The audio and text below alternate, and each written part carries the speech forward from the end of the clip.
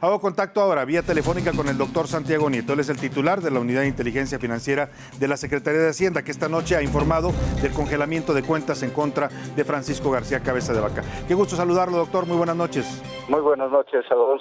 Un saludo a ti y a tu auditorio. Muchas gracias por tomarnos esta llamada. Doctor, esta decisión que toma la Fiscalía General de la República está vinculada a la orden de aprehensión que se libra hoy en contra de García Cabeza de Vaca. Bueno, efectivamente, nosotros hemos trabajado de forma muy cercana a las subprocuradurías de la Fiscalía General de la República y, bueno, como es del conocimiento público, pues la unidad presentó un par de denuncias en contra del señor, bueno, 3 denuncias en contra del señor Cabeza de Vaca.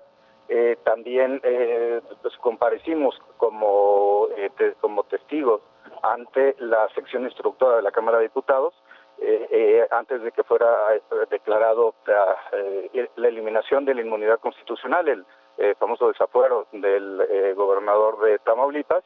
Y bueno, por supuesto que hemos estado al pendiente. En general, lo que hacemos es emitir el acuerdo de congelamiento de cuentas cuando ya hay un libramiento de orden de aprehensión, claro, en casos Ahora, de este tipo, ¿no? Doctor Santiago Nieto, usted es un reconocido también jurista, especialista en temas de constitucionalidad, y le pregunto, hay un debate en estos momentos desde Tamaulipas, hay reacciones que dicen, y los senadores del PAN también acá en la Ciudad de México han dicho que se está poniendo en riesgo el orden constitucional, que se puede violar el pacto federal al desconocer el fallo del ministro Juan Luis González Alcántara y librar esta orden de aprehensión por encima de lo que él había dicho en el desechamiento de la controversia.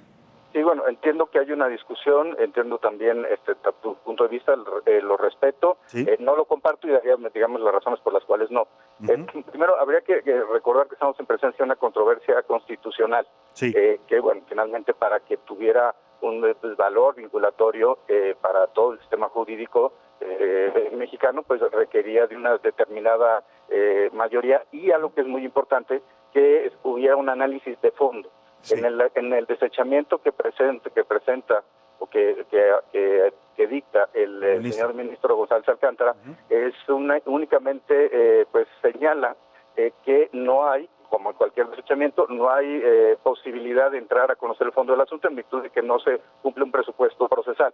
Y eso implica, pues en realidad, que no se, digamos, emitió un juzgamiento en torno al tema. Claro. Hay, en materia, digamos, en cualquier materia, encontramos estos famosos obiter dicta, que son pues, cosas que se dicen de paso al momento de resolver pues, la ratio decidendi del asunto. Y en este caso, pues se trata de un desechamiento que pues, en realidad lo que hace es que no se va a analizar el fondo del asunto, que era un fondo además muy interesante, sí, que es el alcance del artículo 111 constitucional que la claro. Corte en ningún momento ha analizado.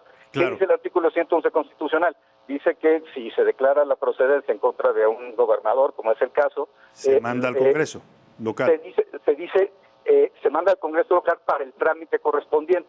¿Cuál es el trámite correspondiente? Y ese es el tema, digamos, de constitucionalidad que está debatiendo. Mi interpretación es que hay que hacerlo una interpretación sistemática entre la Constitución, el 111, y el 84 de la Constitución de Tamaulipas, claro, que señala que se puede designar un gobernador interino sustituto, entre otras cosas, por muerte del gobernador, pero cuando se haya declarado la procedencia en contra de un gobernador por violación a la Constitución Política de los Estados Unidos Mexicanos, que era precisamente el caso en que nos encontrábamos. Por tanto, digamos, mi lectura es que el trámite correspondiente debió haber sido pues para efectos de que se designara un gobernador sustituto en este caso, porque le faltaba Cabeza de Vaca poco más de un año para concluir. Para que terminara el encargo.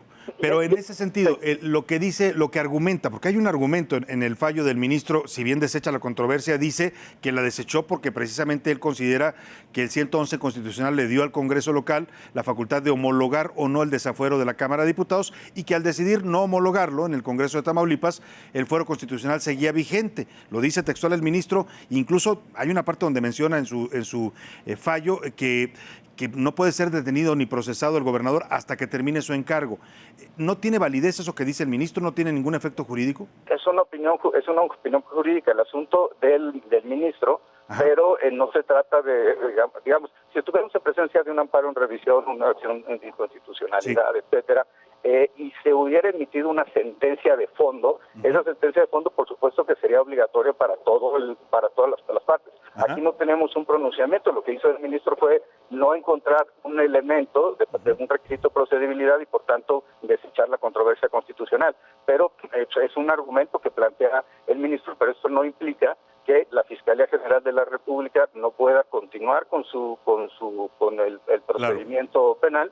Y bueno, finalmente hay que recordar que fue un juez del Poder Judicial de la Federación, ¿sí?, un juez de control, el que libra la orden de aprehensión en contra de Francisco García Cabeza de Vaca. Sobre esta base y esta decisión, usted lo que me dice es para la Secretaría de Hacienda, para la Unidad de Inteligencia Financiera, evidentemente la Fiscalía General de la República fue la que solicitó la orden de aprehensión.